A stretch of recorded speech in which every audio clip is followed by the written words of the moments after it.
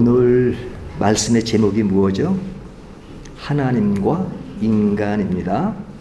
이 제목에서 어떤 느낌을 받으십니까? 하나님과 인간. 영화를 만드는 사람들을 보면 제목을 정할 때 이렇게 무엇과 무엇으로 하지 말고 이렇게 하나의 주제로 만들라는 얘기를 늘 합니다. 왜 그렇게 이야기하냐면 이 제목이 한 사람으로 모아지지 않고 두 개로 갈라지면 주제가 분산되니까 피하라 하는 것이 정론 아닌 정론입니다. 그래서 인기 있는 영화가 되려면 주인공이 한 명이어야지 두 명, 세 명이 주인공이 되면 그 영화는 사람들에게 집중을 받을 수 없다, 공감을 받을 수 없다라는 이야기를 합니다. 뭐 그런 것을 너무 잘 알고 있는 제가 이제 설교 제목을 정할 때도 항상 이렇게 가급적이면 이렇게 한쪽으로만 집중하려고 노력을 합니다. 근데 이제 오늘 제목은 하나님과 인간입니다. 그러니까 하나님 나오고 인간이 나오죠. 이게 제목이 좀 나눠져 있습니다. 하나로 직결되기보다는 하나님이 나오고 또 인간이 나옵니다. 물론 그 의도에는 인간에 대한 이야기를 하지만 결국은 하나님으로 기결되어야 한다는 그런 내용을 또 의도를 갖고 있지만, 그러나 일단 눈으로 볼 때 이제 그 외형상 이제 이렇게 두 개로 나눠지는 것을 볼 수 있죠. 무엇과 무엇 이렇게 표현하고 있습니다. 근데 이제 무엇과 무엇이라고 표현할 때도 이제 어떤 단어를 쓰느냐에 따라서 그 느낌이 다를 수가 있죠. 예를 들면 너와 나라는 제목이라면 좀 어떤 분위기가 납니까? 연애하는 분위기가 나죠. 너와 나. 좀 서정적인 분위기가 날 것 같습니다. 근데 그냥 다르게 뭐 아내와 남편 그렇게 제목을 정한다면 어떤 분위기가 날 것 같습니까? 어떤 부부냐에 따라서 좀 느낌이 다를 수 있습니다. 부부간에 늘 이렇게 싸우고 결혼 생활이 즐겁지 못한 사람이라면 아내와 남편이란 그 제목은 이렇게 좀 별로 호감 있게 다가오지 않을 수도 있겠죠. 그러나 아주 부부 사이가 좋은 부부들은 이 아내와 남편이라는 그 제목은 굉장히 느낌이 있게 다가올 수 있습니다. 어떤 사람은 우리 부부는 너무 재미가 없어요. 그렇지만 자녀 문제는 굉장히 강한 사람은 부모와 자녀라는 제목으로 이렇게 느낀다면 더욱더 분위기 있게 느낄런지도 모릅니다. 근데 이제 이런 제목들은 조금 서정적인 그런 분위기가 있다면 조금 느낌이 다를 수도 있죠. 예를 들면 영화 가운데 오만과 편견 뭐 이런 제목 있잖아요. 이런 느낌은 앞에 뭐 부모와 자녀, 남편과 아내, 너와 나 이런 분위기와는 좀 다르죠. 이런 제목은 오만과 편견이라는 제목은 좀 뭐 철학적이고 좀 철학적인 논문 제목 같은 그런 느낌입니다. 근데 좀 달리 인간과 로봇 그러면 어떤 느낌이 나을까요? 어떤 느낌이 나세요? 인간과 로봇 그러면 이 판타지 소설인가? 판타지 영화인가?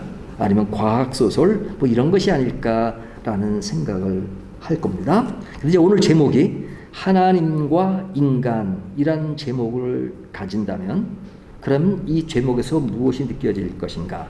뭐 다감한 가족 같은 느낌이 드세요? 아니면 너무 형이상학적인 그런 철학적인 느낌이 드세요? 아마 제 생각으로는 전자보다는 후자에 가까운 느낌이 되지 않을까라는 생각이 듭니다. 그러니까 이런 제목, 하나님과 인간이라는 제목은 이렇게 삶 속에서 느낌으로 다가오지 않기 때문에 사람들에게 별로 호감 있는 그런 제목은 아니고 너무 평이하고 그러면서도 이렇게 뭔가 이렇게 뭐가 이렇게 다가오는 그런 느낌이 아닐런지도 모릅니다. 물론 신앙이 깊어서 하나님을 생각할 때마다 그냥 그 하나님에 대한 감동과 감격이 있는 사람에게는 하나님이라는 단어 자체가 나오면 즐겁고 기쁠지 모르지만 그러나 우리가 늘 쓰는 하나님이라는 단어와 또 그 속에 살아가는 우리 인간을 포괄적으로 말하는 제목은 좀 이렇게 포근하기보다는 그냥 좀 논문을 쓰듯이 하나님과 인간 뭐 이렇게 해서 좀 딱딱한 그런 분위기가 날지 모르겠습니다. 하지만 우리가 이렇게 서정적으로 늘 분위기 있는 것도 중요하지만 가끔은 한 번씩 아주 철학적이면서 형이상학적인 그런 의미에서의 내용도 한 번씩은 생각해 보는 것이 굉장히 중요하다라는 생각이 듭니다. 그렇지 않으면 우리들의 삶의 뿌리가 그런 걸로 이렇게 딱 짜여 있지 않으면 늘 그냥 감촉 있고 피부적이고 말초신경을 자극시키는 그런 데만 연연하기 쉽습니다. 그렇기 때문에 우리가 상황에 따라서 우리가 좀 더 우리가 느낌으로 또 피부적으로는 다가오지 않아도 그러나 그런 것들을 깊이 생각하는 것은 필요할 것이라고 생각합니다. 그런 의미에서 우리가 창세기 2장에 들어와서 하나님과 인간 관계는 어떤 것이고 또 어떻게 맺어진 것인가 하는 것들을 다시 한번 생각해 보는 것은 매우 매우 중요하다고 생각이 듭니다. 자, 오늘 말씀은 2장 4절에서 17절 말씀을 읽었는데요. 오늘 본문은 다른 날보다는 조금 길었죠. 근데 긴 본문 안에서 이 내용이 무엇을 말하는 것인가 하는 것을 오늘 본문은 굉장히 친절하게 지금 이런 내용을 말할 것이라는 것을 알려주면서 시작합니다. 4절을 보면 이것이 천지가 창조될 때 하늘과 땅의 내력이니 이렇게 시작하죠. 자, 오늘 본문이 무엇에 관한 이야기냐? 하늘과 땅의 내력을 이야기할 것이다 라는 것을 딱 전제하고 본문이 시작되는 겁니다. 그러니까 오늘 본문은 무엇을 이야기하는 거예요? 하늘과 땅의 내력을 이야기하는 겁니다. 이 내력이란 말이 뭔가 뭐 이미 다 알고 계시죠? 내력이란 말이 무슨 뜻인가는 알고 있는데 영어 성경에 보면 영어 성경이 한두 권이 아니고 뭐 한 4, 50종류가 이제 번역이 돼서 나왔는데요. 그 영어 성경 중에 이 내력이란 말을 번역을 제일 많이 한 단어가 history, 역사란 말로 제일 많이 번역을 했습니다. 내력이란 말 history 번역을 제일 많이 나옵니다. 그 다음에 두 번째로 많이 나오는 번역이 generation. 예, 이것은 뭐 세대, 계보, 족보라고 말할 수 있겠죠. 이것이 두 번째로 많이 번역된 단어고요. 세 번째가 story, 이야기 또는 account, 계정 또는 origin 또 이렇게 이제 번역이 됐습니다. 여러 가지 단어로 번역이 되었습니다. 근데 이제 번역은 이렇게 되어 있지만 원문인 히브리어는 이것을 그냥 여러 단어를 쓴 것이 아니라 한 권이니까요. 딱 하나로 그냥 이렇게 되어 있습니다. 그 단어가 톨레도트라고 씁니다. 톨레도트. 이제 이 제가 히브리 단어를 이야기하는 것은 뭐냐면 이 단어 톨레도트란 말은 이제 구약을 연구하는 학자들이나 웬만한 목사들은 이 단어를 다 알고 있습니다. 웬만하면 다 알고 있습니다. 톨레도트라고 하는 이 단어를 대부분 알고 있어요. 이 단어는 구약을 연구하는 사람들에게는 굉장히 익숙한 단어입니다. 우리도 알고 있으면 좋겠죠. 톨레도트 한번 따라 하실래요? 톨레도트. 네, 이 단어는 많은 사람들이 알고 있습니다. 구약 성경에는 이 단어가 한 30회 정도 나온다고 하는데요. 이 창세기에서는 한 11번 정도 나온다고 합니다.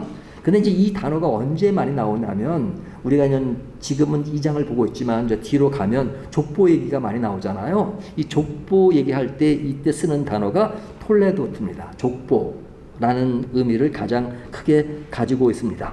근데 이제 족보라는 말을 쓰게 되면 사람과 관련돼서 쓰는 용어잖아요. 예? 뭐 아브라함부터 시작되는 그 후손들 이야기라든지 또 신약에 보면 예수님의 그 위로 올라가는 족보라든지 이 족보라는 것은 사람과 관계된 거지 뭐 동물에게 족보를 쓰진 않죠. 또 사물에게도 족보를 쓰지 않죠. 근데 이제 오늘 본문은 좀 독특해요. 오늘 본문은 어떤 인간에 대한 표현으로 족보란 말을 쓰기보다는 하늘과 땅의 톨레도트 이렇게 쓰죠. 내력이란 말 번역됐는데요. 여기 보면 다시 한번 볼까요? 2장 4절에 보면 이것이 천지가 창조될 때 하늘과 땅의 내력이니 그죠? 이 내력이란 말은 히브리어로 톨레도트로 썼습니다. 그러니까 족보라는 말 쓸 때 똑같은 단어로 쓴 겁니다. 근데 이 앞에 나오는 그 족보 앞에 나오는 하늘과 땅은 사람이 아니죠. 사람은 아니죠. 그러니까 하늘과 땅의 족보라는 말이 다른 본문과 비교하면 익숙하지 않고 왜 사물에다가 족보라는 단어가 썼을까라고 이제 좀 독특하게 느껴질 수 있는 부분입니다. 그러면 하여튼 뭐 본문이 그렇게 기록을 하고 있으니까요.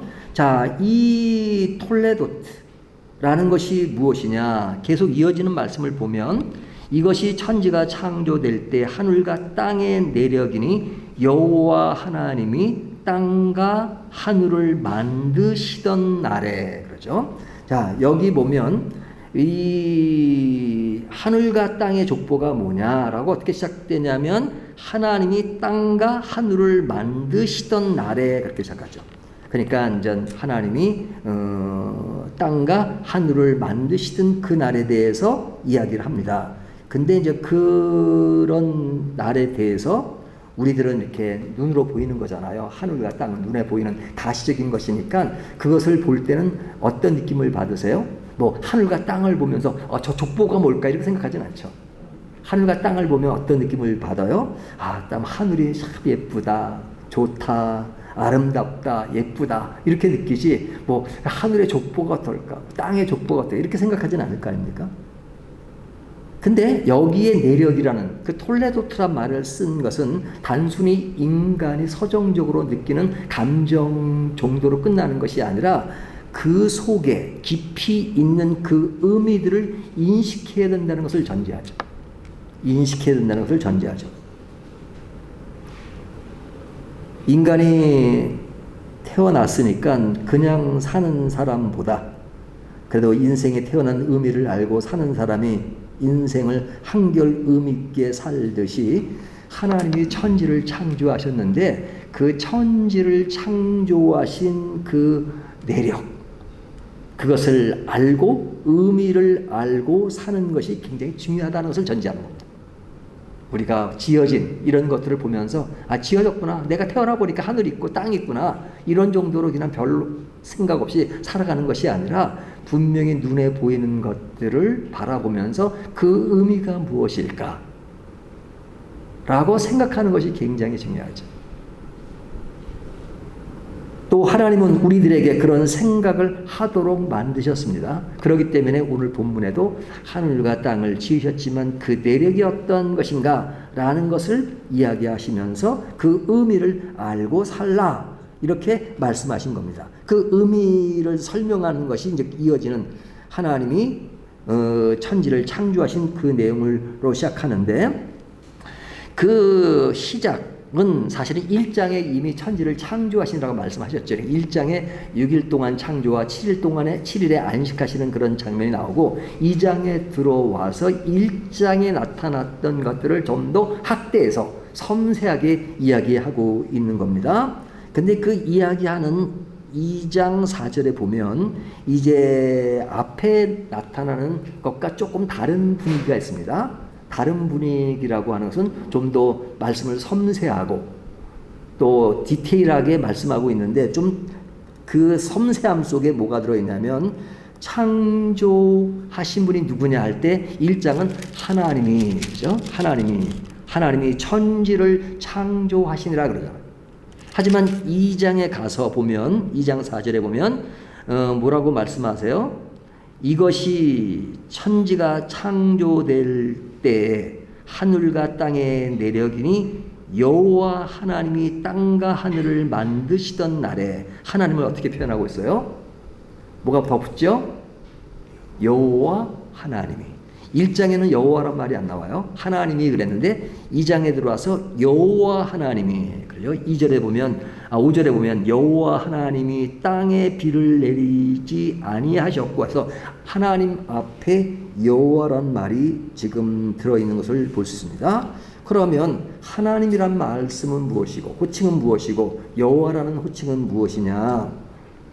이 하나님이라는 호칭은 우리가 이제 포괄적인 개념이라고 할 수 있죠. 포괄적으로 하나님 이렇게 부르죠. 하지만 이 여호와라는 그 말은 뭐 어떤 좀 개인적인 신분 사이에서 마치 자기 이름을 이야기하는 것처럼 들리죠. 그래서 여호와 하나님이라는 것은 하나님이신데 그분이 여호와시다 하는 그런 의미를 담고 있습니다. 그렇기 때문에 이 호칭은 인간 관계 속에서 사람들의 이름을 알면 굉장히 친밀감이 있고 호감이 가듯이 하나님이 그와 가까운 사람들에게 대할 때 나는 여호와로다 할 때 그 여호와라고 하는 것은 굉장히 관계 속에서 친밀감을 드러내는 호칭입니다. 그러니까 하나님이 할 때는 객관적인 그런 호칭이라면 하나님이 천지를 창조하셨다면 객관적이잖아요. 하나님이 그렇게 하셨다. 하지만 2장에 와서 여호와 하나님이 하늘과 땅을 창조한 내력은 이러시니 하면서 좀 더 뭔가 좀 인간에게 가까이 다가오는 하나님의 속성을 이야기합니다. 그러니까 마치 하나님이 내 이름은 여호와야. 알잖아 너희가. 근데 내가 너에게 지금 다가가고 있어 라고 말씀하시는 겁니다. 그뿐만 아니라 또 4절을 자세히 들여다보면 이렇게 말합니다.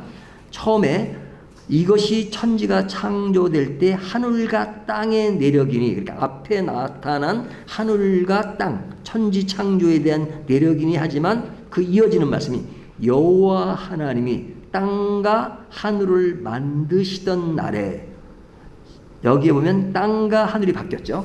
앞에는 하늘과 땅을 창조하셨다라고 말하지만 이제는 순서가 땅이 앞으로 오죠. 땅과 하늘을 만드시던 날에, 그러니까 하늘과 땅이라고 말하지 않고 땅과 하늘로 이렇게 말합니다. 순서가 바뀐단 말이죠. 그러니까 땅이 앞으로 왔다는 것은 땅에 강조점을 두고 있는 것이죠. 그러면 하나님이 그 땅에 관심을 가지고 이야기를 하시고, 그리고 사람에게 친근감 있게 여호와 하나님이라고 표현하시는 것을 보면 이것은 비록 하늘과 땅의 이야기지만 그것은 인간을 염두에 두고 인간과의 대화를 하듯이 인간과의 관계 속에서 이 내용들이 지금 전개되고 있다는 것을 말씀하고 있는 것입니다.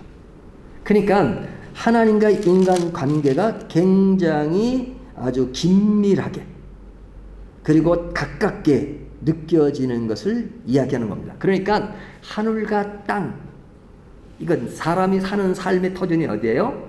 사람이 하늘을 보고 살지만 땅 위에서 살잖아요. 그러니까 땅에서 인간에게 이루어지는 삶의 터전, 이 속에서 하나님은 그 인간을 바라보면서 땅과 하늘을 만드신 것을 지금 이야기하는 그 날에, 그러면서 인간에게 나는 여호와 하나님이다 이렇게 다가오시는 겁니다. 그러니까 여기에 모든 초점이 어디를 향하고 있냐면 인간에게 향하고 있는 것을 볼 수 있습니다. 그 인간을 향하시는 하나님의 마음은 어떠시냐? 아주 그냥 인간을 끔찍하게 사랑하시죠. 끔찍하게 사랑하시죠. 그리고 그 인간을 위해서 하나님은 열심과 관심을 가지고 큰 일을 행하십니다. 큰 일을 행하시는 것이 뭐예요? 인간을 위해서 하늘을 만드시고 땅을 만드시고 동물들을 만드시고 먹을 것을 만드시고 식물을 만드시고 그 많은 것들을 하시잖아요.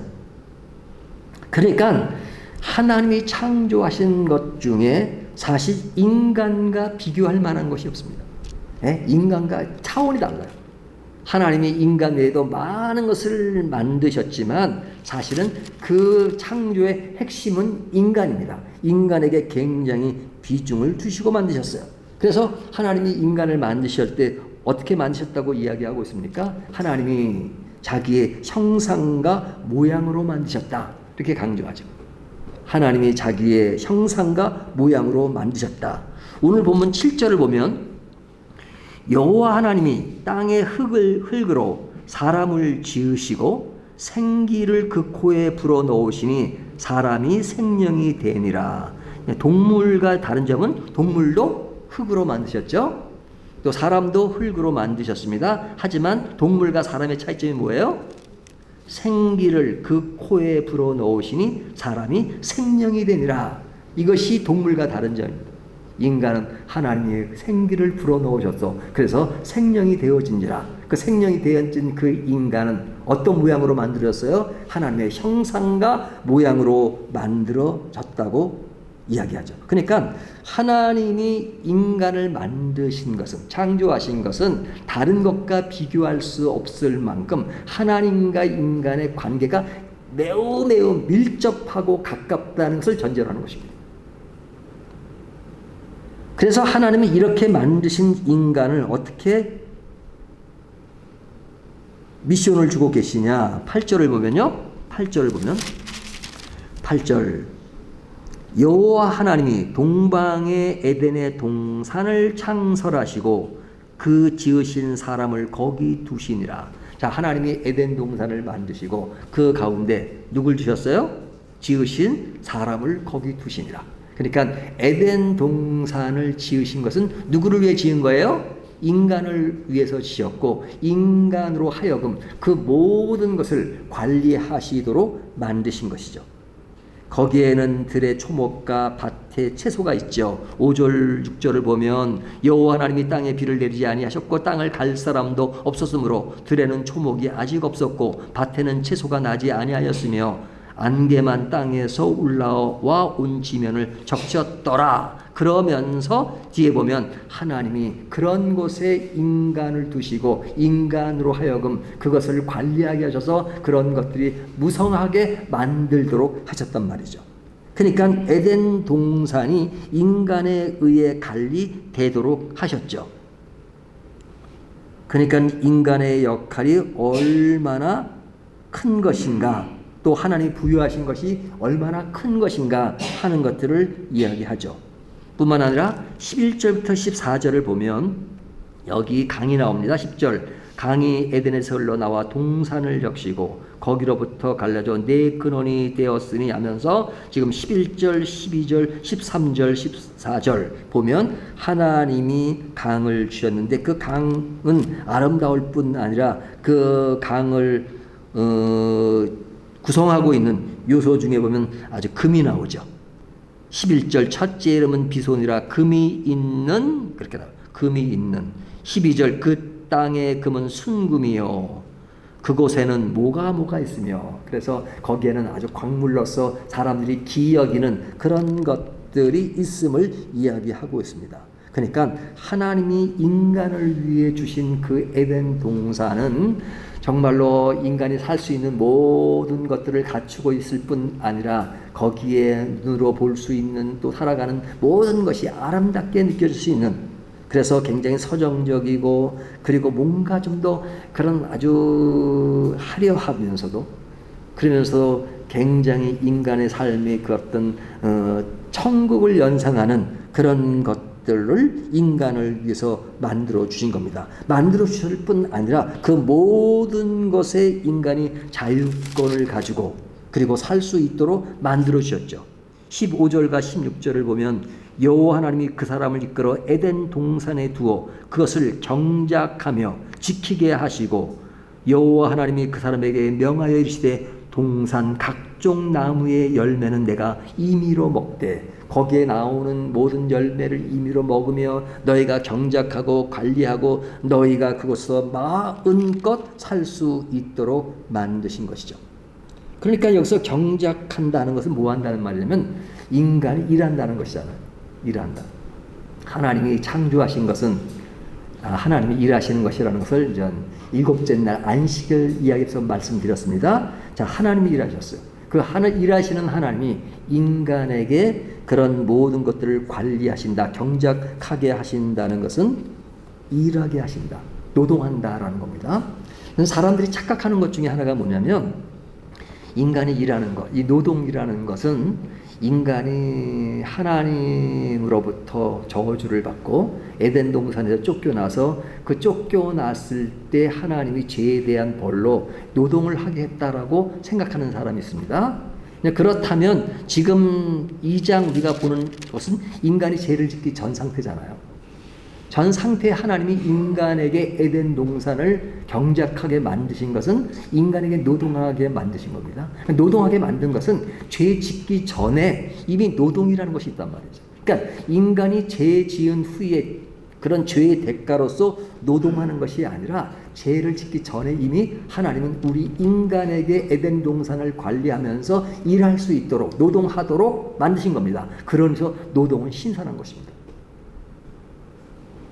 우리가 일하지 않는 것, 일하는 것, 뭐 우리가 어떤 일이든지 뭐 어떨 때는 뭐 돈을 받고 일할 때도 있고 돈을 안 받고 일할 때도 있고 자기가 또 가진 것도 일을 할 수 있지만 그 일하는 것들은 하나님이 인간을 처음 만드실 때부터 인간은 기본적으로 일하도록 만드신 겁니다. 그러니까 노동은 신선한 겁니다. 인간은 에덴 동산에서 그냥 노래나 부르고 그냥 먹고 마시면서 그냥 그 인생을 즐기는 그런 것으로 생각합니다. 천당하면 그때 가면 그냥 맨날 노래나 부르고 누워 있으면서 그냥 뭐 한상 속에 빠져가지고 뭐 그런 것만 생각하잖아요. 하나님이 처음 만든 에덴은 결코 그런 것이 아니었어요. 식물들이 씨를 뿌려서 열매를 맺게 만드셨지 처음부터 그냥 그런 거 다 필요 없고 인간이 그냥 가만히 누워서도 뭐가 탁 떨어지고 뭐 그럼 먹을 거는 왜 만드셨을까? 뭐 배고픔 그런 것도 그러지 않잖아요. 우리가 지금 일상생활 누리는 걸 다 가져. 먹는 것, 또 일하는 것 이런 것들이 인간이 죄를 짓기 전에 에덴 동산에서 살았던 모습이란 말이죠. 그러니까 인간이 누린다는 것은 그런 어떤 오늘날 사람들이 생각하는 거, 일이 너무 힘드니까 일하는 것은 죄의 대가야. 하지만 그런 노동에 대해서 그런 죄에 대한 대가라고 생각하는 것은 인간이 죄로 인해서 노동의 가치가 그냥 타락된 모습으로 변한 것에서 느끼는 감정이죠. 그러나 실제로 하나님의 노동은 힘들고 괴롭고 하기 싫은 거 억지로 하는 것이 아닙니다. 하나님이 주신 아름다운 세계 가운데서 마음껏 누리면서 그 자체가 즐겁고 기쁜 것이고, 기쁘고 즐거운 노동이 왜 즐거운 노동이 아니었냐? 그냥 타락한 인간에 의해서 만들어지는 그 여러 가지 현상 때문에 그런 것입니다. 그러나 원래 하나님이 만드신 그 에덴 동산의 세계는 노동 자체가 아름다운 것이고 신선한 것이고 하나님이 주신 미션이에요. 그럴 때 그것은 좋은 것입니다. 그래서 오늘날 우리가 하나님의 세계, 그 에덴 동산에 누렸던 인간과 하나님의 관계는 정말로 이러한 흐름 속에서 주어진 것을 볼 수 있어요. 자, 그런데 오늘 본문이 그 내용이 전부가 아니라 우리가 좀 원치 않는 그런 하나의 금지된 규정이 나옵니다. 그 규정이 뭐냐면 17절을 보면요. 17절을 보면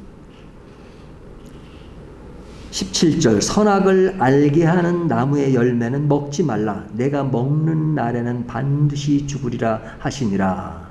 그 앞에 16절에 보면 여호와 하나님이 그 사람에게 명하여 이르시되 동산 각종 나무의 열매는 내가 임의로 먹되. 그러죠. 그러니까 동산에 있는 것을 마음대로 먹지만 그러나 금지된 것이 있었습니다. 선악을 알게 하는 나무를 주셨죠. 9절에 보면. 그리고 그 열매를 먹지 말라고 17절에 말씀하셨어요.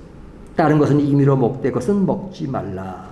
그러니까 하나님이 그 에덴 동산을 인간에게 그렇게 아름다운 것을 주시고 마음껏 누리고 하시도록 만드셨는데 굳이 뭐 선악과 나무를 먹는 열매를 먹는 것을 금지할 필요가 있느냐? 그러면 또 인간에 주어진 자율권 중에서 제한하는 것이 아니겠느냐? 뭐 그런 생각을 하고 하나님이 사랑의 하나라면 뭐 그런 규약 같은 거 없이 그냥 마음껏 하지만 또 특별히 또 다 먹되 뭐 하나는 먹지 말라 뭐 그렇게 하시는가라는 생각을 할 수 있습니다. 또 많은 사람들이 그렇게 생각합니다. 하지만 하나님이 이 규정을 아주 엄격하게 하셨어요. 17절에 보면 먹는 날에는 반드시 죽으리라 이렇게 말씀하시죠. 그러니까 엄격하게 하신 그것이 뭐냐? 자, 다시 앞으로 돌아가면요. 하나님이 인간을 위해서 창조하신 것은 인간을 위한 것이라는 걸 강조했고 인간에게 집중하신 것입니다. 그리고 인간에게 에덴 동산을 관리하도록 많은 고난과 그런 자유권을 주셨는데 그런 자유권을 주신 그 목적이 있다는 것입니다. 목적. 그러니까 내가 이제 한번 창조했으니까 이제 끝이야. 내가 창조했으니까 나와 독립. 그러니까 너희 마음대로 살아. 이제 너희만 살면 돼. 이게 아니라 하나님이 그렇게 모든 환경을 만드시고 인간을 만드신 것은 그렇게 만드신 하나님을 바로 인식하고 살라는 겁니다. 그러니까 하나님 없이 인간 자율적으로 마음껏 살라는 것이 아니라 하나님이 내가 너희들을 위해서 이렇게 아름다운 에덴 동산을 만들고 너를 만든 이유는 내가 그렇게 한 마음과 뜻을 알고 그 뜻 안에서 내가 너희에게 부여한 그 모든 것들을 자유롭게 살라는 그 의미를 강하게 이야기하는 것입니다. 그러니까 핵심은 겁니다. 하나님 없는 인간이 아니라 하나님이 인간을 만드신 그 맥락에는 하나님과 인간의 관계는 떨어질래야 떨어질 수 없는 관계로서 엮어질 수밖에 없다 하는 겁니다. 하나님이 단순히 만들어 놓고 이거는 뭐 쓸데없으니까 뭐 그냥 뭐 만들었지만 별로 쓸 일이 없어 이게 아니라 하나님과 인간의 관계는 하나님이 특별하게 인간을 만져 계속된 교류와 교제 그리고 하나님의 뜻을 받아서 인간이 그 만물을 다스리는 그런 역할을 주신 것이기 때문에 인간이 살아가는 삶의 목적과 삶의 의미는 무엇이냐? 하나님을 제껴두고가 아니라 하나님과의 관계 속에서 살아가도록 인간을 만드신 겁니다. 그 인간의 그런 관계를 분명하게 하시기 위해서 하나님은 규정을 두신 거예요. 너희가 선악을 알게 하는 그 나무 열매는 먹지 마. 그것이 너와 나의 맺은 언약이야 하는 말씀입니다.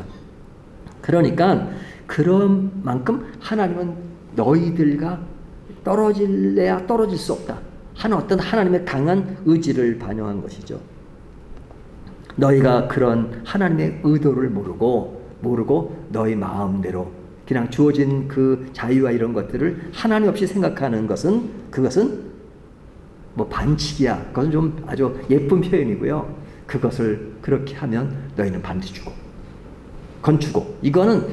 이게 뭐 간단하게 그냥 아예 안 하면 그냥 대충 그게 아니라 너희와 나의 관계는 반드시 끊어질래야 끊어질 수 없는 그런 관계이기 때문에 그 관계가 끊어지면 너희는 죽는 거야.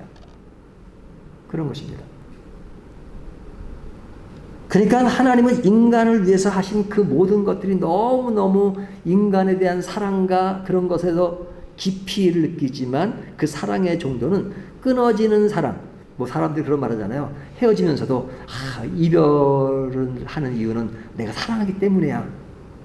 뭐 이혼하는 부부들도 그런 얘기 할 때 사랑하기 때문에 헤어져 뭐 이런 말 하잖아요. 하지만 하나님은 그런 표현을 쓰지 않습니다. 하나님은 나를 떠나면 끝이야. 나 외에 다른 신을 섬겨? 나는 질투하는 하나님이야. 나 외에 다른 신을 섬기지 마. 나는 오직 너희를 사랑해. 근데 내가 너희를 사랑은 변함이 없는데 너희들이 나를 배반하고 있지. 난 그거 못 참어. 그럼 나는 몽둥이를 들어서 너희를 패서라도 돌아오게 만들 거야. 이것이 하나님의 사랑이잖아. 그냥 하나님은 인간을 처음부터 만드실 때부터 인간과 하나님의 관계는 끊어질래야 끊어질 수 없는 관계로 만드신 겁니다. 그러니까 그 관계의 언약을 분명히 하셨어요. 너희가 선악을 알게 하는 선악과의 나무의 열매를 먹으면 너 죽어. 그것은 하나님의 관계가 끊어진다는 것을 이야기하는 겁니다. 그러니까 이 이야기는 너무 아주 뭐 겁을 주는 듯한 느낌을 주지만 하나님의 사랑이 그만큼 크다는 것을 절대 끊어지면 끊어질 수 없다는 것을 전제하는 것입니다. 이것이 하나님이 인간을 만드신 의미입니다. 목적입니다. 그리고 인간은 삶의 의미의 목적이 뭐냐? 그런 하나님의 뜻을 따라 사는 것이 인간이 살아가는 삶의 목적이에요. 우리가 일반적으로 인간이 살아가는 목적이 뭐냐 여러 가지를 얘기하지만 사실은 그 여러 가지는 그냥 아주 근본적인 해답이 될 수 없습니다. 근본적인 해답은 뭐냐? 하나님의 뜻을 따라 사는 것이 인간의 삶의 목적이다. 그것은 너무 명료한 하나님의 말씀이고 천지가 창조될 때 하나님이 첫 장부터 분명하게 하신 인간의 삶의 의미와 목적이 바로 이것이다. 이렇게 말씀하시는 겁니다. 그러니까 하나님과 인간은 그냥 하나의 논문 제목으로서의 관계가 아니라 끊어질래야 끊어질 수 없는 관계로서 이야기하고 있는 것입니다. 가끔 보면 이런 소설이 있어요. 또 영화들도 있습니다. 인간이 로봇을 만들었어요.